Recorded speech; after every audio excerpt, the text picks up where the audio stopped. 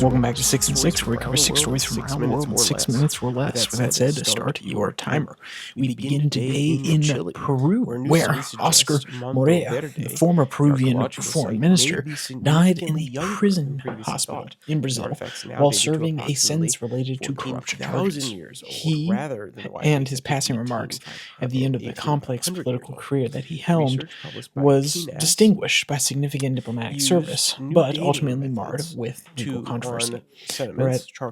Mortuez, the death has prompted reflection on his legacy, highlighting the nuanced nature of his contributions to Peruvian politics and international diplomacy.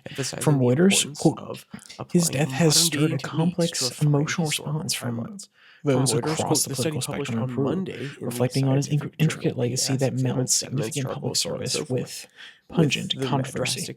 With that, we switch across the Atlantic to Tunisia, where the courts have upheld increased jail terms for prominent political opponents of President Kais Saied, signaling growing concern about judicial independence. The decision reflects Saied's ongoing consolidation of power since dissolving parliament in July 2021, which has raised international alarm about potential democratic backsliding.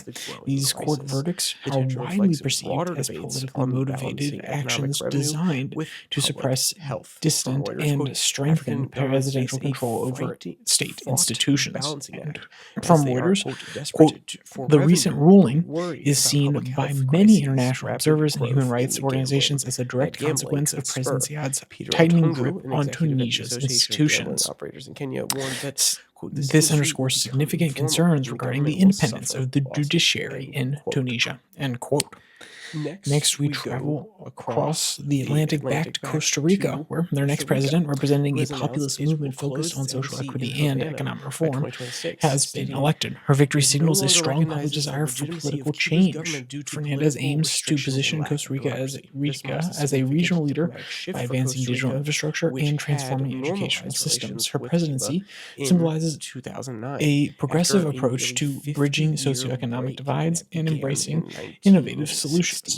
From Reuters, quote, Laura Fernandez's election represents a pivotal moment for Costa Rica, where voters are demanding meaningful political transformation.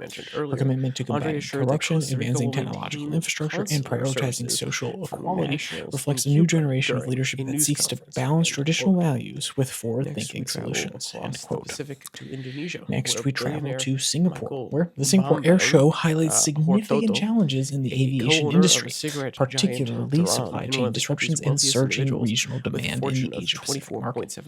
Industry leaders are focusing on innovative solutions and collaborative approaches to address logistical bottlenecks and prepare for future growth. The event serves as a critical platform for networking, strategizing, and exploring technological advancements in the aerospace manufacturing sector. From Reuters, quote, supply chain disruptions have posed significant challenges for the aerospace industry, impacting production timelines and the delivery of new aircraft at a time when demand is surging, particularly in the Asia-Pacific region. The quote underscores the complex dynamics facing aviation companies, end quote. Next, we travel south to Australia, where the Australian Open Men's Singles Tournament has a rich history of showcasing exceptional tennis players on Melbourne's hard courts. From Reuters, quote, over the years, the Australian Open has served as a critical stage for up-and-coming talent to make their mark, while also solidifying the dominance of well-established players. As we reflect on the tournament's history, we are reminded of the diverse playing styles and tendency required to succeed on the hard courts of Melbourne, end quote.